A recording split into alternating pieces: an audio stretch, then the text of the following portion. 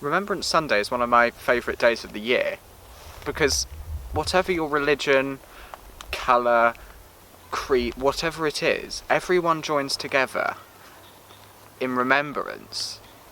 And that's just one of the very few things in a world like we have today where everyone's fighting or everyone's unhappy and it's gloomy time. Remembrance Sunday at 11 o'clock is a time when anyone, regardless of who you are, you all join together and remember the lives lost in conflicts past and present. But this year is obviously going to be quite different. I would usually, and I'm sure many of you watching, being bell ringers, would be ringing, half muffled, to commemorate this, but we can't this year. And 2020 has been a year of disappointment, disruption, and general instability in everyday life. But at this moment, just after you've watched this, in the coming moments at 11 o'clock, just pause for the 2 minutes and remember that you, and like everybody else in the world, will be doing the same thing with you, and this is something which unites everybody on this planet, that we will be remembering the lives lost in conflicts past and present. I'm currently standing in the tiny little village in West Sussex called Horsted Canes. I'm just at the most northeasterly part of the churchyard, and you're probably wondering, why am I here? Because there's absolutely nothing around. It's just a disused part of the churchyard, basically. And the reason I brought you here is because this exact position is where, on Remembrance Sunday in 2006, at 11 o'clock, my gran and my granddad brought me here to listen to the clock chime, because this is the loudest part. There's a very long story behind it, but this is the loudest place where you can hear it from. It's a very quiet chime. And I remember standing here, and in the distance, in the town just over there, they had cannon. And you could hear the cannon fire. It was a bit delayed, obviously, sound travels, but you could hear bang at 11 o'clock, and then you hear this massive explosion just rumble across. It was the most amazing thing, and even I remember it. I was just before I was 3, so it must have been an absolutely amazing thing.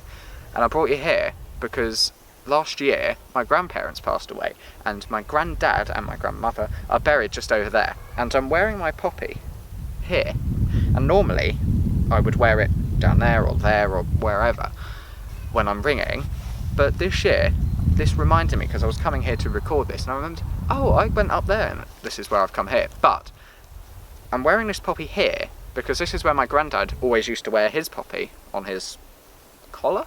I think it's called a collar, on his collar. So people of my age have, or the majority of people my age can say, oh, my grandparents or my great-grandparents fought in a war somewhere. And this is something which unites all different ages, because then this is young people saying, my grandparents fought in India or wherever, and then our parents can say, my parents fought in. And it's something which unites families together as one, because we all have someone we can relate to who fought and gave their time to keep us now safe and allow us to be standing here in the middle of the English countryside with peace.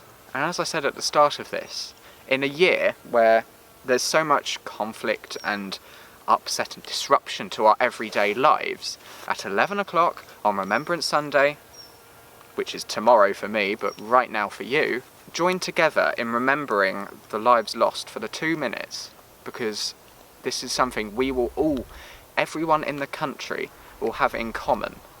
We are all joining together at 11 o'clock for a 2-minute silence. Wherever you may be, in this country, or indeed in the world, at 11 o'clock, 2-minute silence to remember the lives lost in conflicts past, present, and also future.